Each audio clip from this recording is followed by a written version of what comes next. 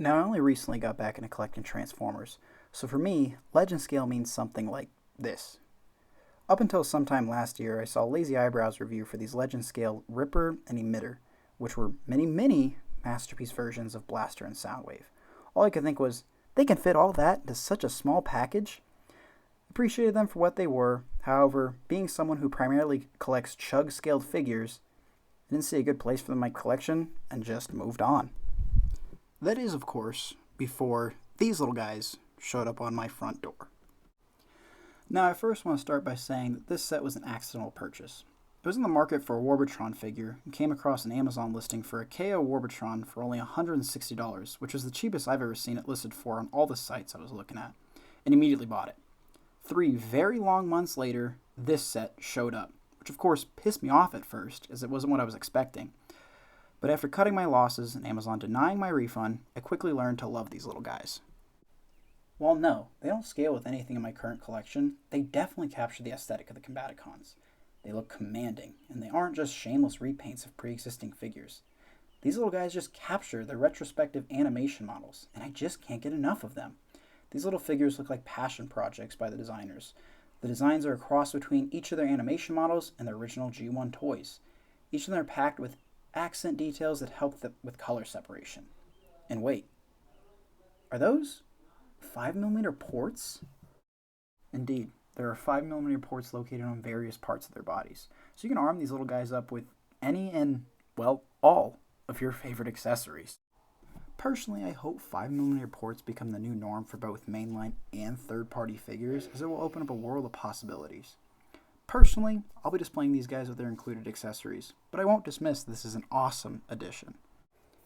Introductions aside, let's dive right in, and I want to start off by talking about Brawl here, who's by far my favorite figure in the set. I've always loved Brawl's design. I like the treads that become shoulder pads, the tank turret peeking over his back, complemented by his bulky stature, and this figure is able to capture all of that in such a small package. One interesting feature to note about Brawl's robot mode is the turret. There's a few different options for orientation. If you aren't a fan of the turret's high placement on his back, you can always rotate the port the turret is connected to and collapse it on itself for a more low-profile appearance. The instructions aren't really clear on how it's supposed to be configured, so I guess the decision is yours to make. I don't really have any issues with the set as a whole, beyond the quality of the joints.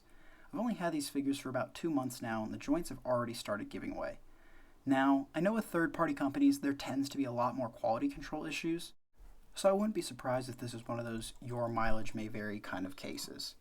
Individually, however, I do have a few minor gripes. Onslaught here is definitely the most fiddly out of the bunch. His heels are just these random panels that don't really lock in anywhere and just kind of flop around. I find myself having to reposition his heels anytime I need to put him back down on a surface to repose him. I'm also not a huge fan of his feet. They're rounded to compensate the vehicle mode, but it doesn't provide a solid base for him to stand on. The location of his thigh swivel is also very inconvenient. Bending his knee limits any and all posability that you would retain from that swivel, which make getting him into poses like the superhero landing pose just really awkward and cumbersome. The post that holds Blastoff's head in place was broken out of the box, which results in me always having to have him look slightly to the left and right in order for his head not to fall into its chest cavity. Brawl's chest doesn't quite line up to where it's supposed to be, which breaks up his overall clean appearance. Swindle is one of my favorite Decepticons of all time. Ask me why? Couldn't tell you. I think it has something to do with my childhood love for Jeeps. Unfortunately, this figure, not my favorite. From certain angles, he looks great. He's got the purple chest, the wheels on his legs, and the color application is on point. But what is that back? The rest of his Combaticon brethren are for the most part clean and kibble-free, but Swindle has the entirety of his vehicle mode on his back, which forces him to be leaning forward just to counterweight that backpack. And honestly, these arms.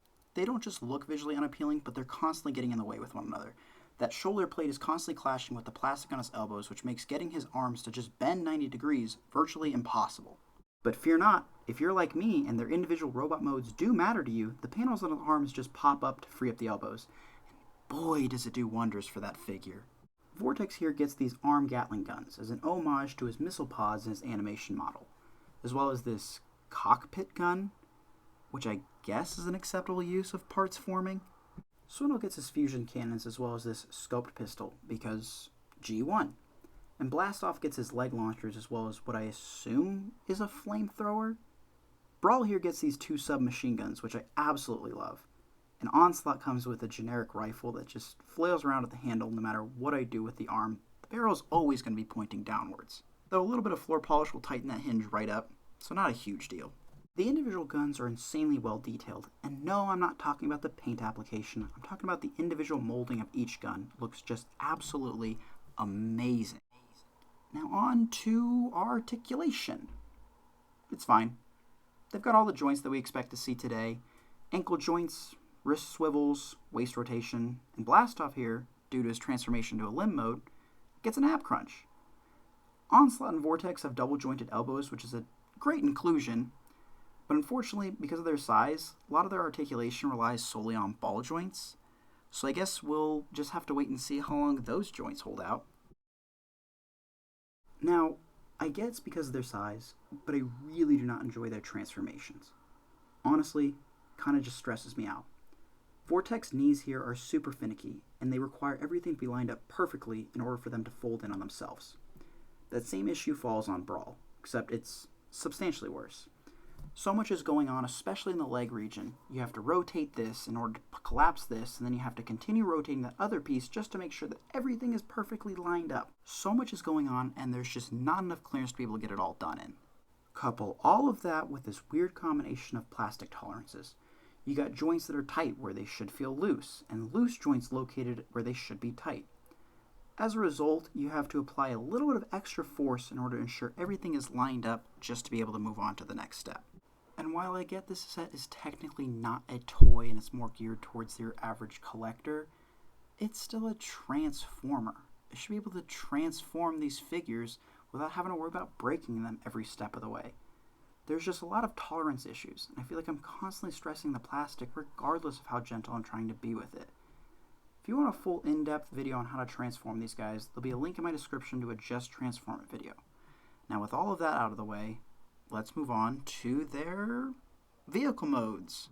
And though I didn't enjoy the process of getting them here, man, do they look amazing together. Vortex is this chunky combat helicopter that doesn't look flight-worthy. The propeller spins as it should, and due to this transformation, the blades are in fact adjustable. Blastoff has landing gear, something we don't even see often on mainline figures, so the fact that it's included on a legend-sized figure makes me think, what are you doing, Hasbro? You already made us pay commander-class prices, and you couldn't include landing gears? But posable fingers, that's a definite. Swindle's Humvee mode is a brick. Everything feels solid. It locks together tightly. And though it's not super noticeable in robot mode, these toes, just look at him. But hey, he rolls. Kind of. Brawl is once again my favorite of the bunch, because who else doesn't love a green rectangle with molded treads? He has all the mobility that a tank turret should have, full 360 degrees rotation, as well as being able to move up and down at the barrel. But wait, do you see that tip? Yeah, zoom in on that. Is that blast effect compatible? Why? Who cares? It's sick! And then there's Onslaught. You just can't catch a break this video, can you? He's just so bland. He's got all this molded detail, but hardly any paint apps to help it stand out. And there's his hands. Before someone says something, I didn't point out Vortex's hands because they didn't bother me, because they're a bit more concealed. And yes, I'm just nitpicking at this point, so sue me. The extra Bruticus bits combine together to form a trailer for Onslaught to tow this combat shuttle to the combat launch site. Don't mention it now, then I know someone's going to say something about it down below, so here's some weapon storage for you. You also get these purple transparent plastic bits for Blastoff and Vortex so that you can undermount their weapons if that's something you want. Personally, I think it makes for a more practical flight stand attachment so you can get some real dynamic poses out of them. As far as their combination mode, I find it helps to start off with Onslaught. You want to start by getting him to assume this very deep squat, and then attach all of the torso pieces in standard combiner fashion and set all of that off to the side. And then from there, everything's pretty straightforward. Extend arms to make elbows and attach hand. Feet, you just have to simply attach the foot and then rinse and repeat. They don't retain their Scramble City playability as they did in their G1 figure, so unfortunately what you see is just what you get. But, oh man, what you get is just... Oh my god! Couldn't have said it better myself. It's a much more stylized take on G1 Bruticus, with these transparent purple bits scattered across his chest, and this angular-shaped backpack cannon, as well as retaining these gunmetal gray accents scattered across his chest and body. Bruticus here just has an overall clean and streamlined design, which isn't necessarily uncommon for combiners nowadays. But that head sculpt... Oh my... Last one, I promise. But in all seriousness, this is something I really admire about the set as a whole. The designers really cared about the product, and they paid extra close attention to detail to not only Bruticus' head, but the individual figures as well. Now, this next thing is something I was going to wait for the articulation to go over, but then realized I'd be spending the entire time gushing over. But these hands. Now, I've never really had a figure with individually articulated fingers, so this was super exciting for me. They're just super expressive, and they add a level of flair that you don't quite get out of single point hands. That's right, I'm talking about you, Hexatron. He can even do that one thing that we all started to associate with Bruticus, and is capable of that impractical propeller blade shield that we only ever saw him do that one time on that one mission in that one video game. When I was looking for a Bruticus figure, I wanted something that would look commanding and powerful in any pose that I put it in, and this set definitely scratches that itch for me. The bulky land vehicles definitely look like they support the mass of this micro-titan. The slender, aerodynamic air vehicles allowing his punches to just cut through the air, complemented by the letter T torso design. I don't know how else to describe it other than he's just cool. But he's not perfect. The quality control issues carry over into the combined mode too. The knee joints are soft ratchets, which is great, right? Maybe it's just my copy, but Swindle's ratchet was super tight out of the box, so when I went to bend it, the ratchet got all mangled, forcing me to keep his legs straight at all times. Onslaught's thigh swivel is also Bruticus' thigh swivel, and no knee swivel. It's not a huge deal, but it does make getting him into poses a bit difficult at times. The shoulder joints aren't great either. They're super limited. They allow you to go up one click and down one click. Beyond the hands, nothing really stands out to me about this guy's articulation. As I said, the shoulders are super limited in the up and down department. And Vortex's elbow is limited to 70 degrees, whereas Blastoff's ab crunch allows you to get the joint to barely hit 90 degrees. But hey, at least we get ankle and toe articulation? Bruticus here is fairly well armed. The individual blasters combine together to form one BFG, and if that doesn't suit your fancy, you could always utilize the 5mm ports around his body to seal the deal.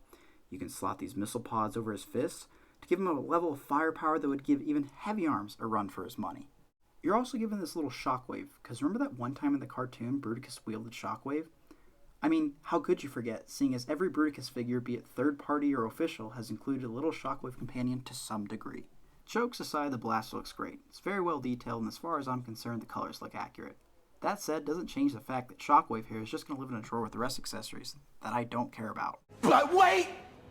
There's more! The Bruticus bits combine together to form this incredible statue that you and your fellow Combaticons can all worship together. In all seriousness, while I am super stoked on what Hasbro's been doing with this upcoming Menasor Combiner and Legacy, I am curious to see what other Combiner teams will be getting a revamp, especially given the designers at Hasbro have also been producing passion projects lately. And I know I may be in the minority when I say this, but I'd rather get an upscaled version of this set as my definitive Bruticus. Lastly, if you are on the fence regarding legend scaled figures, take my word for it. They're well worth their asking price. Had I known what I know now 4 years ago when I started collecting Transformers again, my collection might have primarily consisted of legend scaled figures. And that's my look at Transfear's Ruiner B Legend Scale Bruticus. Hope you enjoyed. If you like what you saw, feel free to click that subscribe button. With that out of the way, I'm the Rovier saying, listen to your mom.